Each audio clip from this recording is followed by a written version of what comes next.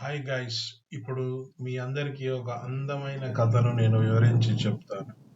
ఆ కథ పేరు తెలివైన తీర్పు.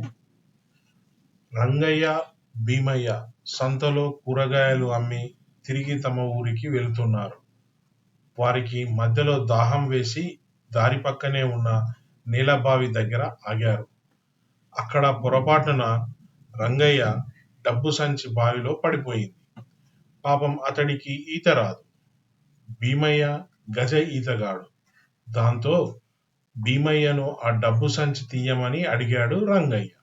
అప్పుడు దీన్ని అదునుగా భావించి రంగయ్య దగ్గర డబ్బులు తెలివిగా కాజేయాలనుకున్నాడు భీమయ్య. సరే, నీ సంచి నీకు తీసి ఇస్తాను, మరి నాకు ఏమి ఇస్తావు అని రంగయ్యను భీమయ్య అడిగాడు. అప్పుడు భీమయ్య డబ్బు నానిపోతుందేమన్న కంగారులో ఉన్న రంగయ్య, నీ ఇష్టం వచ్చినంత సొమ్ము నాకు ఇవ్వు అని సమాధానం ఇచ్చాడు. వెంటనే భీమయ్య బావిలోకి దూకి డబ్బు సంచిని బయటికి తీసుకుని వచ్చాడు. దానిలో 10,000 రూపాయలున్నాయి.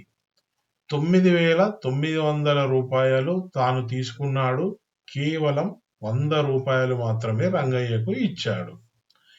ఏదో మాట వరుసకు నచ్చినంత ఇవ్వు అంటే కేవలం 100 రూపాయలు ఇవ్వడం న్యాయం కాదనిపించింది. ఈ విషయాన్నే గట్టిగా అడిగాడు. అప్పుడు ఇద్దరి మధ్య గొడవ ప్రారంభమైంది. ఆ ఊరి జనం వారిద్దరిని రచ్చబండ దగ్గరికి తీసుకెళ్లారు. రంగయ్య జరిగిన విషయాన్ని గ్రామ పెద్దకు చెప్పాడు.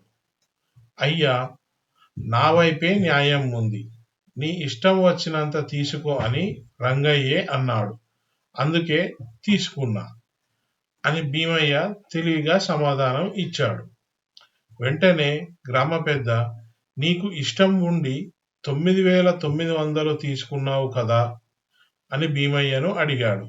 దానికి అతను అవును అయ్యా అని జవాబు చెప్పాడు. కాని భీమయ్య నీ ఇష్టం వచ్చినంత సొమ్ము తనకు ఇవ్వమని రంగయ్య అన్నాడు. కాబట్టి నీకు నచ్చిన 9,900 రూపాయలను అతనికి ఇవ్వు.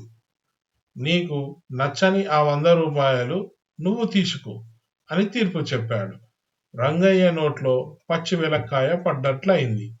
గ్రామ పెద్దకు ఎదురు తిరిగితే ఊరుకాని ఊరిలో అవమానం జరుగుతుందని 100 రూపాయలు తీసుకొని మిగిలిన సొమ్ము భీమయ్యకు ఇచ్చాడు.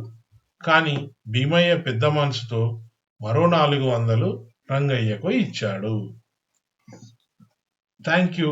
Please subscribe my channel.